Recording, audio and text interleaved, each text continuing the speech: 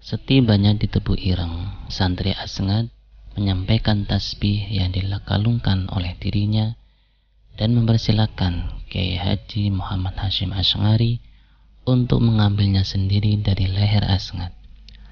Bukan bermaksud Asngat tidak ingin mengembalikannya untuk Kiai Hasyim Asy'ari, melainkan Asngat tidak ingin menyentuh tasbih sebagai amanah dari Kiai Haji Khalil Bangkalan kepada Kiai Haji Hasyim Asy'ari.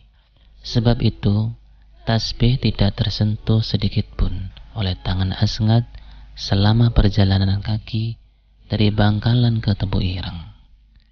Setelah tasbih diambil, Kiai Hasyim Asy'ari bertanya kepada Asngat, apakah ada pesan lain lagi dari Bangkalan?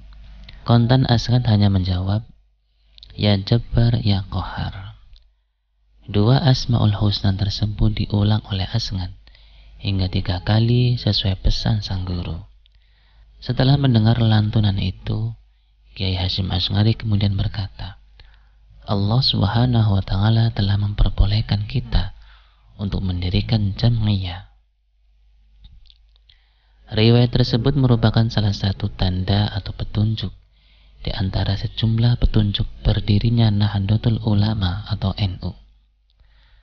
Akhir tahun 1925 Masehi, santri Asngat kembali diutus Mbah Khalil untuk mengantarkan seuntai tasbih lengkap dengan bacaan Asmaul Husna, Ya Jabbar, Ya Qahar, berarti menyebut nama Tuhan yang Maha Perkasa ke tempat yang sama dan ditunjukkan kepada orang yang sama, yaitu Mbah Hasyim.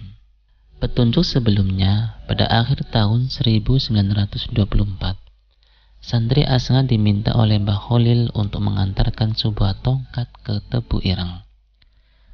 Penyampaian tongkat tersebut disertai seperangkat ayat Al-Quran, surat Toha, ayat 17-23, yang menceritakan mukjizat Nabi Musa alaihi salam. Awalnya, Kiai Haji Abdul Wahab Hasbullah sekitar tahun 1924 menggagas pendirian jam'iyah yang langsung disampaikan kepada Kiai Hasyim Asy'ari untuk meminta persetujuan. Namun, Kiai Hasyim tidak lantas menyetujui terlebih dahulu sebelum ia melakukan sholat istikharah untuk meminta petunjuk kepada Allah Subhanahu wa Ta'ala. Sikap bijaksana dan kehati-hatian Kiai Hasyim dalam menyambut permintaan Kiai Wahab juga dilandasi oleh berbagai hal. Di antaranya posisi Kiai Hasyim saat itu lebih dikenal sebagai bapak umat Islam Indonesia, khususnya di Jawa. Kiai Hasyim juga menjadi tempat meminta nasihat bagi para tokoh pergerakan nasional. Peran kebangsaan yang luas dari Kiai Hasyim Asy'ari itu membuat ide untuk mendirikan sebuah organisasi harus dikaji secara mendalam. Hasil dari istikharah Kiai Hasyim Asy'ari dikisahkan oleh Kiai Haji Asngat Syamsul Ma'arif.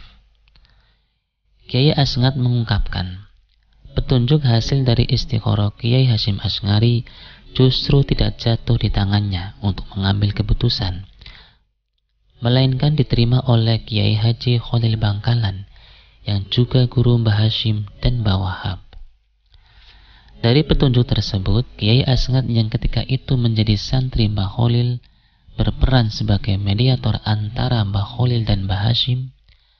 Ada 2 petunjuk yang harus dilaksanakan oleh Kiai Asngat sebagai penghubung atau wasilah untuk menyampaikan amanah Mbah Khalil kepada Mbah Hasyim. Dari proses lahir dan batin yang cukup panjang tersebut menggambarkan bahwa lika-liku lahirnya NU tidak banyak bertumpu pada perangkat formal sebagaimana lazimnya pembentukan organisasi. NU lahir berdasarkan petunjuk Allah Subhanahu wa Ta'ala. Terlihat dari sini, fungsi ide dan gagasan tidak terlihat mendominasi. Faktor menentu adalah konfirmasi kepada Allah Subhanahu wa Ta'ala melalui ikhtiar lahir dan batin. Namun, tidak bisa dipungkiri bahwa berdirinya NU merupakan rangkaian panjang dari sejumlah perjuangan. Karena Berdirinya NU merupakan respon dari berbagai problem keagamaan, peneguhan mazhab, serta alasan-alasan kebangsaan dan sosial masyarakat. Digawangi oleh Ki Haji Wahab Hasbullah, sebelumnya para kiai pesantren telah mendirikan organisasi pergerakan Nahdlatul Wathon atau Kebangkitan Tanah Air pada tahun 1916, serta Nahdlatul Tujar atau Kebangkitan Saudagar pada tahun 1918. Kiai Wahab Hasbullah sebelumnya, yaitu tahun 1914, juga mendirikan kelompok diskusi yang ia beri nama Taswirul Afkar atau Kawan Candra di Muka Pemikiran. Ada juga yang menyebutkan Nahdlatul Fikr atau Kebangkitan Pemikiran.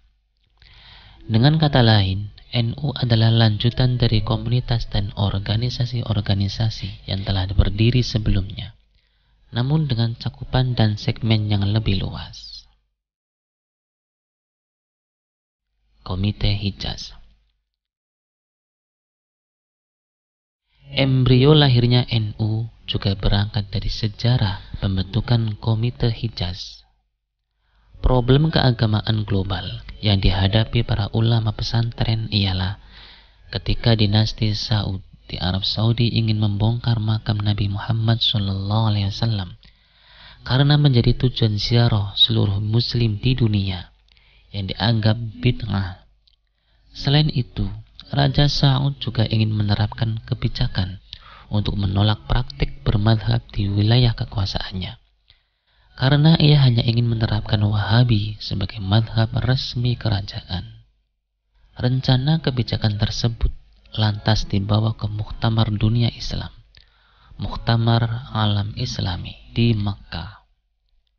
Bagi ulama pesantren, sentimen anti-madhab yang cenderung puritan dengan berupaya memberangus tradisi dan budaya yang berkembang di dunia Islam menjadi ancaman bagi kemajuan peradaban Islam itu sendiri.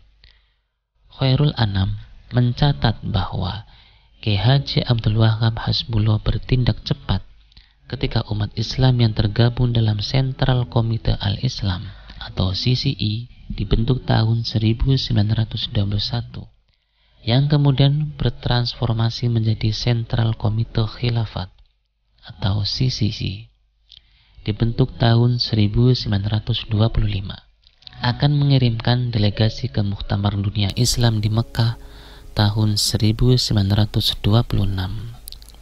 CCC menyelenggarakan Konferensi Al-Islam keempat pada tanggal 21 sampai 27 Agustus 1925 di Yogyakarta. Dalam forum ini, Kiai Wahab secara cepat menyampaikan pendapatnya menanggapi akan diselenggarakannya Muktamar Dunia Islam. Usul Kiai Wahab antara lain, delegasi CCC yang akan dikirim ke Muktamar Islam di Mekah harus mendesak Raja Ibnu Saud untuk melindungi kebebasan bermadhab. Sistem bermadhab yang selama ini berjalan di Tanah Hijaz harus tetap dipertahankan dan diberikan kebebasan. Kiai Wahab beberapa kali melakukan pendekatan kepada para tokoh CCC, yaitu W. Wondowa Miseno, Ki Haji Mas Mansur, dan HOS Cokro Amonoto, juga Ahmad Surkati.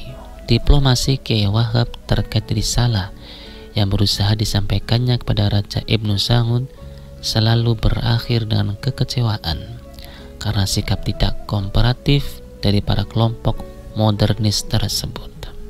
Hal ini membuat Kiai Wahab akhirnya melakukan langkah strategis dengan membentuk panitia tersendiri yang kemudian dikenal dengan Komite Hijaz pada Januari 1926.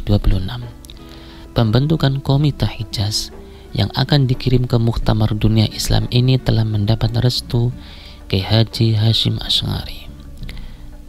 Perhitungan sudah matang dan izin dari Kiai Haji Hasyim Asy'ari pun telah dikantongi. Maka pada 31 Januari 1926, Komite Hijaz mengundang ulama terkemuka untuk mengadakan pembicaraan mengenai utusan yang akan dikirim ke muktamar di Mekah. Para ulama dipimpin Kiai Haji Hasyim Asy'ari datang ke Kertopaten, Surabaya, dan sepakat menunjuk Kiai Haji Raden Asnawi Kudus sebagai delegasi Komite Hijaz. Namun setelah Kiai Haji Raden Asnawi terpilih, timbul pertanyaan siapa atau institusi apa yang berhak mengirim Kiai Asnawi.